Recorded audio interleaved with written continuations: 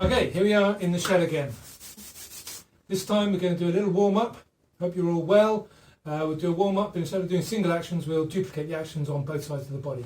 So instead of just doing a stationary sort of action, Siu Nim Tau kind of action, we'll think about Chum Kiu, moving and sitting. So remember, when we turn, the waist goes first. The waist goes first. And we sit. Every time we move, the waist goes first and then we sit. And when we sit, we don't hold it down, we turn and we bounce. We just bounce to get that force off the floor back up to us again. Conservation of momentum.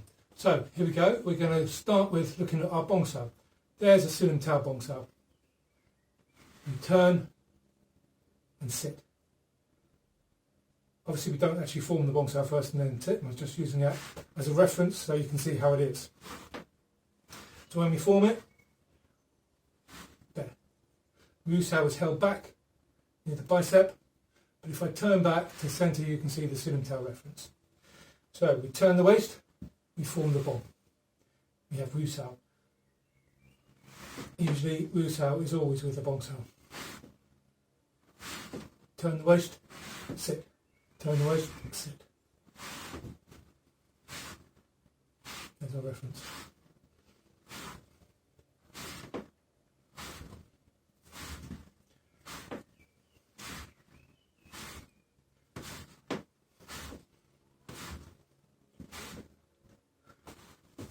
We could do tan sao and punch, for instance.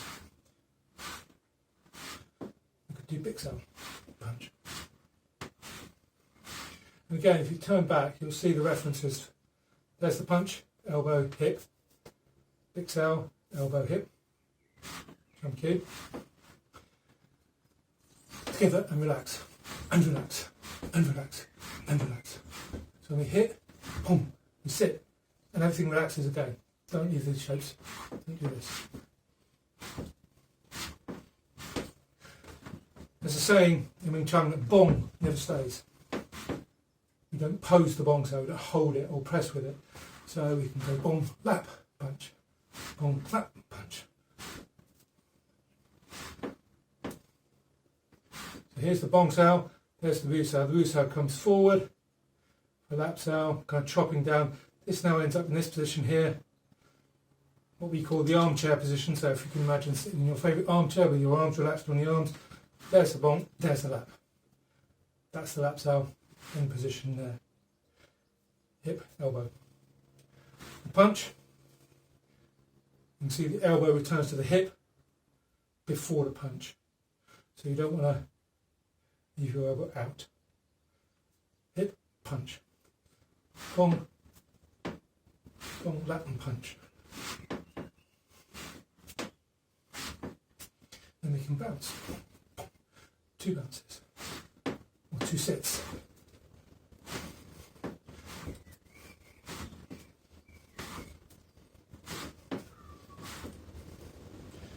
There's your actions.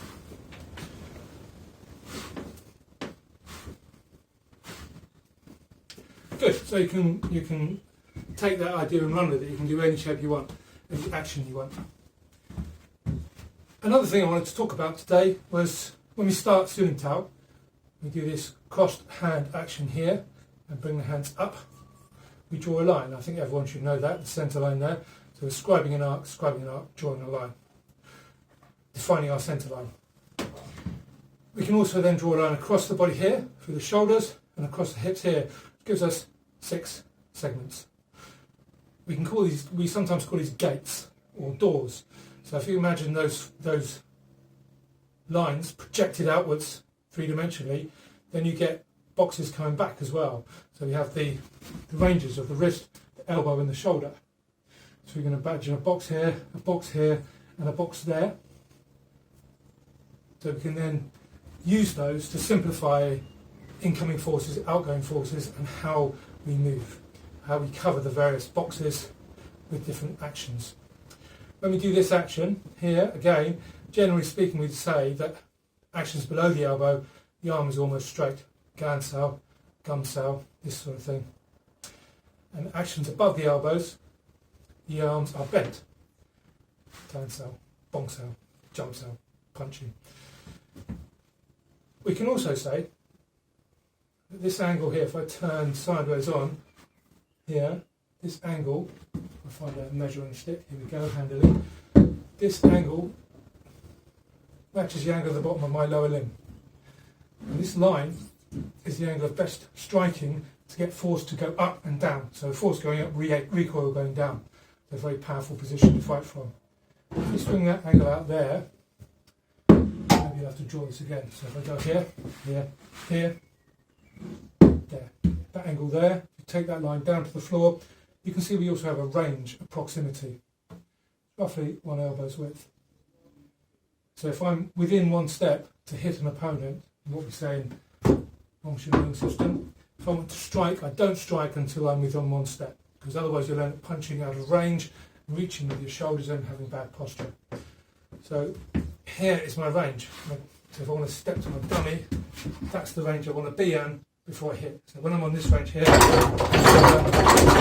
plenty of force from this position. So my elbows can engage and monitor. So my elbows can control where I go. But mainly my force goes upwards. Do that again over here to the punching bag, just because it's there. There's my range within 1 step. So my feet are underneath, my knees are underneath the pad here. So when I hit it, there's plenty of force. I don't have to overextend. And if the target moves, I have to move with it to be within 1 step. Within 1 step, when I first heard of within 1 step, I found it difficult to envisage.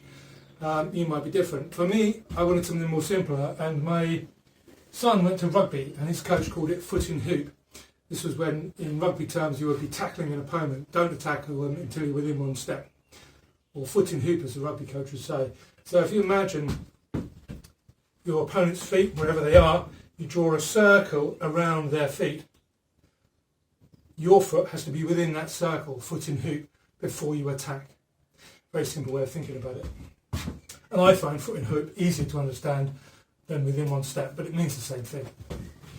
So, you can sit, draw a line, turn face, step. Now we know how close we should be to our target, so we can use this as a measure. It's also a compass. There's my north, I step. My target, I sit down now from this range here. My elbow can control their limbs, and also I can power in any position. This is obvious on the dummy. So when you train the dummy, you move around the trunk and step in to a position where you can contact the knee with your knee, or you can strike easily from your position. You can control the dummy's arms with your arms, so effectively your opponent's elbows with your elbows. Now again, last week, or last time we did a video, we looked at Chum Kiu and the references in there, and this reference here as being an angle through the elbow to attack when something moves, tracking or targeting a movement. So if I'm here, and I turn to face the target and I go here, that's one way of doing it. Faster is when I want to go, my opponent moves here, is to not move my whole body. Turn my waist to track the target, I leave my arms where they are, and now I move sideways. Of course, when I arrive, I'm facing the target. I didn't turn to face it first, but when I arrive, I do face it. It might be easier to see this if I'm here. So my opponent is straight in front of me. I want to go forward to attack, but he moves to where the dummy is. So imagine this, I step here to attack, but he's moved. He's gone now where the dummy is. So now I don't want to turn the face, because as soon as I turn the face, he's moved so he can hit me. So if I want to go, I just go. Sideways, I haven't moved my shoulders. What I have done is I've turned my waist. Now when I arrive, I'm facing the target and within 1 step. Hope that makes sense. Maybe if I go here, this can be me stepping forward and making a mistake and having to move to my target. Or it could just be I'm here facing my target from your perspective, and then they move here. So instead of me doing this, wasting time, I just go. So what you do is you track the target with your waist, not your upper body. So when you have to go, the body goes, but you don't give the game away with your arms.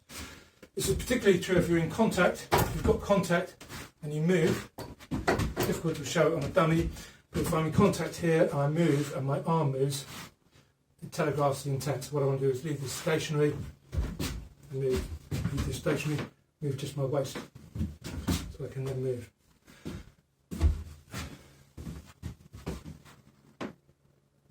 Okay, so basic actions using the sitting.